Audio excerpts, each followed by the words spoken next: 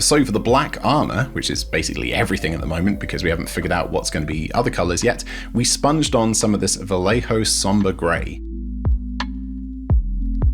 We then airbrushed some of this anthracite from AK over the top, smoothing out and softening that texture.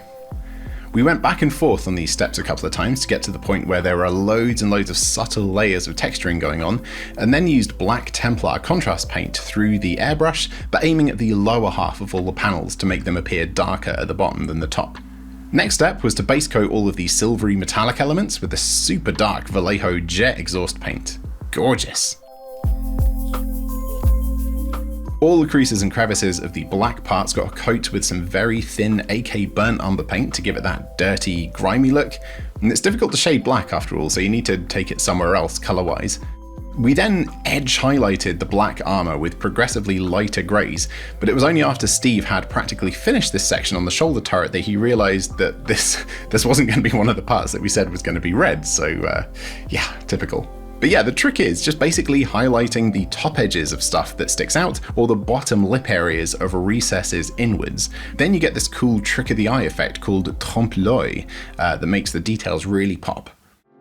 For the red sections, we masked off the areas around them and gave them a base coat with a lovely AK wine red through the airbrush.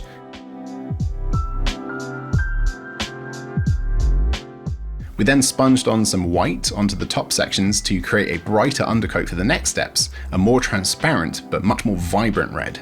And then some Bal red contrast paint through the airbrush to boost the vibrancy even more and smooth out the transitions. Some lovely chocolate brown thinned down lots into the recesses, under the big bolts and in the cracks to make some subtle shadows, and then the final step for the red was adding some subtle chipping effects using a sponge and a tiny bit of dark brown paint. And then doing the old trompe-l'œil highlighting underneath those paint chips to trick the eye even more into thinking that it's real patina. Yes, yeah, look at that peel, yes.